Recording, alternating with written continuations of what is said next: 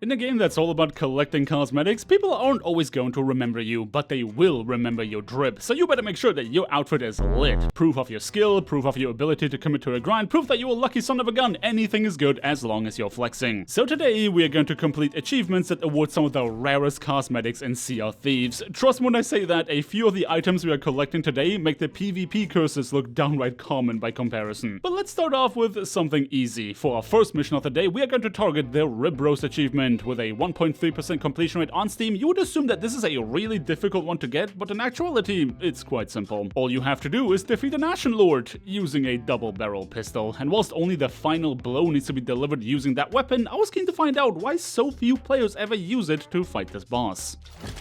Oh, didn't even mean to get that commendation, but I guess I'll take it. That didn't even count? Dude, this weapon is so bad. How does it have even worse hit reg than the other guns? I'm like right in front of him. Shoot!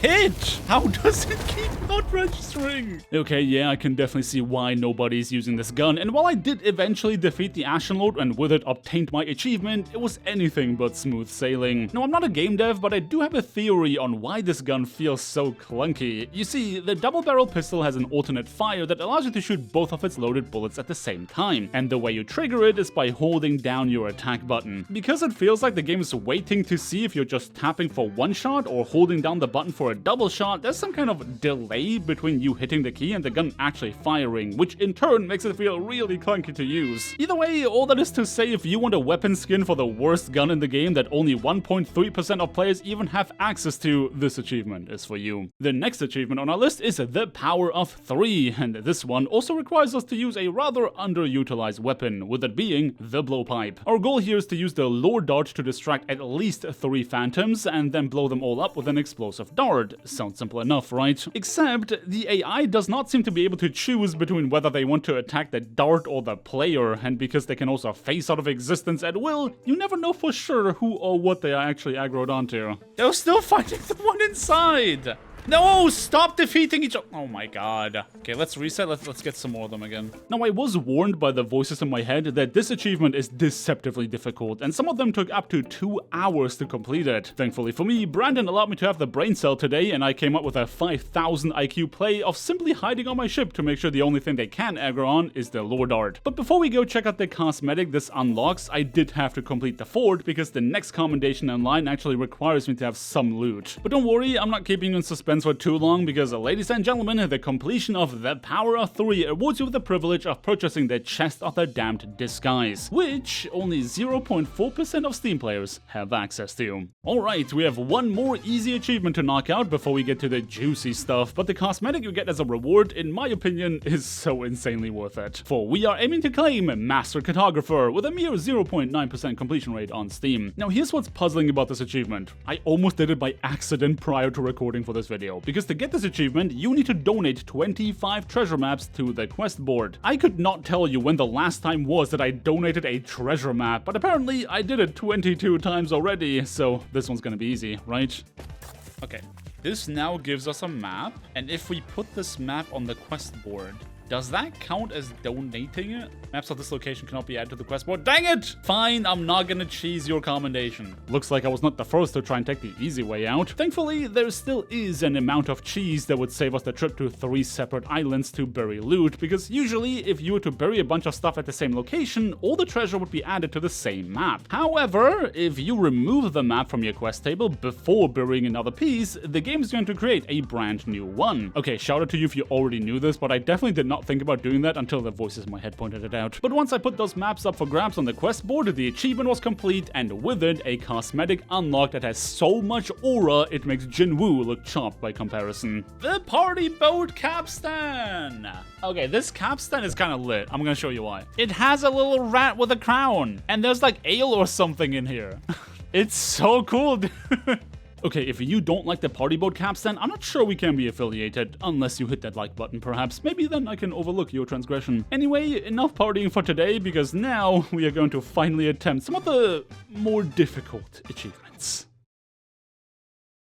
Our next achievement of choice is Comfortable Sneaker with a mere 0.3% completion rate on Steam, and while we are at it, we are also going to complete Sneak Thief and Skeleton Skullduggery because together they award the Creeping Commodore commendation, which gives us a pretty cool cosmetic I'm gonna show you once we unlock it. But to obtain these commendations and ultimately our achievement, we are going to need a bit of help from a merfruit. You know how every time you get too far away from your ship, a mermaid pops up to get you back to your vessel? Helpful as this may be, sometimes that mermaid becomes a dead giveaway for the fact that you are trying to do something sneaky. And since all these commendations require us to sneak onto an enemy boat, making sure that there's no mermaid giving away our plans will be of vital importance, which is what the mermaid fruit does once you cook and then eat it. Here's the thing, I always say that turning the lights off does nothing, because like the players you need to worry about finding you, they will see you whether you have your lights on or not. But now, we do want to make sure the swabbies don't see us, because that's like who we want to tuck on. That's right, my goal was to find a ship of new players to be able to do all of my sneaking related commendations, because let's be real, anyone remotely competent is not going to let me get away with it. And as luck would have it, a galleon was not only present, but coming right towards me. Them rocking the OG Reaper flag could only mean one out of two things. They either don't know this flag marks them on the map and just use it because it looks cool, or they are streamers. Either way, since I could simply track them on the map, I was in absolutely no hurry to get on that vessel. Ideally, I would make my attempt when they are busy doing something. So to make that happen and not spook them with my presence, I needed a rowboat. And a rowboat I did find, except it was one equipped with an explosive gunpowder keg, which is less than ideal. And it was also wedged into a tiny spit of water on the fort, which is even less ideal. But since I don't believe in physics, I was able to get it out of there eventually. What I wasn't able to do was make sense of their trajectory. They appear to just aimlessly sail around the shores of Plenty, eventually ending up going towards Sanctuary Outpost. This wasn't how I imagined things to play out, but I decided to use that opportunity, chow down on my enchanted merfruit, and then get on the boat with the sound of them crashing into mine covering my approach. And now that I was on their vessel, it was time to get to work. Apparently I have 298 out of 1500 units. I'm not sure what these units are, but they're definitely units. Did they ever repair their damage? Because I didn't hear them like repair stuff. They didn't repair their boat! Why did they just leave? I'm so cooked. I'm so cooked. I'm pretty sure that guy had a pirate legend curse. Are you serious? A golden PvP curse! How am I ending up on this boat? Yeah, this was a very puzzling experience. Somebody who had 105 levels and another guy with over 1000 levels in the PvP factions on a boat that looked like it was being controlled by toddlers? I could absolutely not make sense of it. Whatever the case may be, I was now stuck below deck and I did what I could to sneak a few more units in before the sound of skeleton feet against wood alerted me to go back into hiding. At least until they rammed something. Surely they're gonna repair that damage, I thought to myself, but as you can imagine, they didn't, leaving me achievementless and depressed. You know what? Maybe we'll put these commendations on the back burner and try to do something a bit more guaranteed, for lack of a better term, because there's a whole ensemble of cosmetics to be had for completing Grade 5 Smugglers Runner. What do you need to do to achieve Grade 5 Smugglers Runner? Oh, I'm so glad you asked! Complete exactly 5 Smugglers Voyages. Now, while there is no achievement tracking this commendation, there is an achievement called Marked Smuggler for completing just one of these voyages, and only 0.8% of players on Steam have that achievement. Yeah, people really did not like Season 17, did they? Since I am, unfortunately, part of the 99.2% of players that have never touched this content, I had some catching up to do. Except, the voyage popped me out in the Devil's Roar, where the volcano on the island I resided on immediately began to erupt. Of course, I said, screw this, I'm gonna do that voyage elsewhere, only to come to the conclusion that elsewhere doesn't really exist in Season 18. Okay, now let's try this again. Well, I'm not going to Y16. Stop sending me there. I don't want to do this in the Roar. Lord have mercy. How is this the only one? It's always Y16. Oh, look. Look whose island is immediately exploding. Haven't even set foot on it. Whether I liked it or not, this smuggler's route was in the Roar, so if I want those cosmetics, that's where I would have to go. The one thing was extremely weird. That volcano that was already erupting by the time I arrived, yeah, it just refused to stop erupting. They're only supposed to be active for a few minutes at a time, but even after sitting out over 10 minutes, it still kept going. At some point I said screw it and just began my quest anyway, thankfully getting out without a scratch. The voyage itself is very simple in that it simply asks you to bring 3 items from one smuggler's hideout to the next. There are skelly ships patrolling the area, but more often than not, those tend to come stocked with smugglers' contraband themselves, including black powder kegs you can use to sink them. If every run goes as smoothly as this one, I'd have my cosmetics in no time, though things began to get very strange when I found a brigantine currently stationed at the hideout I just left. The vibe just really changed suddenly. Wait. Are those invisible volcano thingies? What? Why did their mast just go down? Are you guys okay? Do you need help? Oh god, no, your ship sank. I'm gonna have to sell my stuff real quick. Do you wanna help me? I got smuggler stuff. I'm gonna smugglers run. Oh god. Oh my god.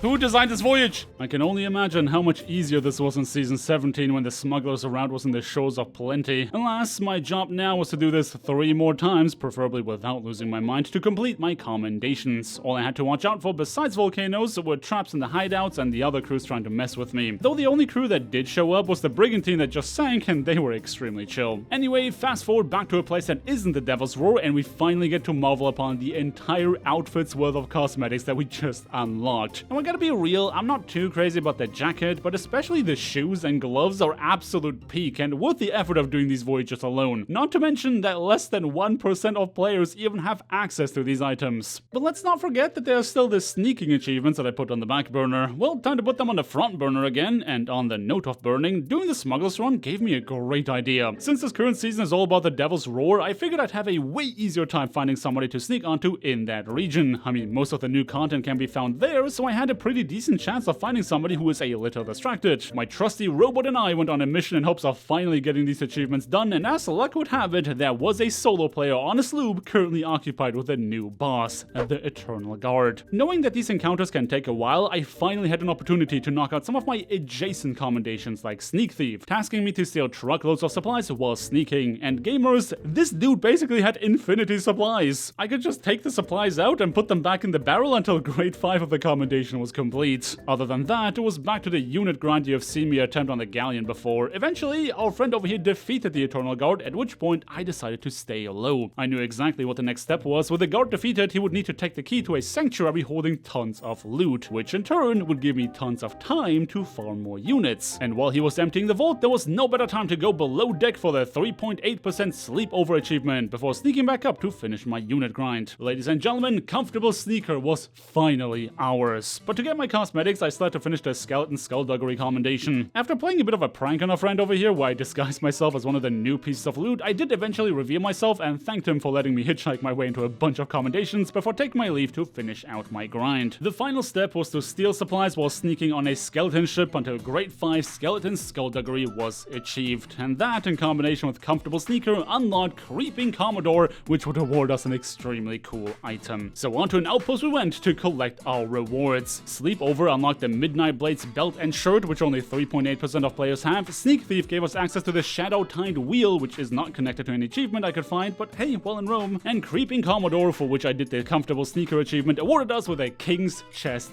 Disguise, an item only 0.3% of players even have access to, making it one of the rarest cosmetics in the entire game. Yes, even more rare than Athena's Fortune Blessing. But hey, the collectathon does not have to end here. If you want to see everything this new season has to offer, what about you check out my last episode in which I've completed 100% of Season 18. You can find the card on screen right now. But until then, thank you everybody so much for watching. I hope you guys have a day filled with achievements on the sea. And until next time, peace.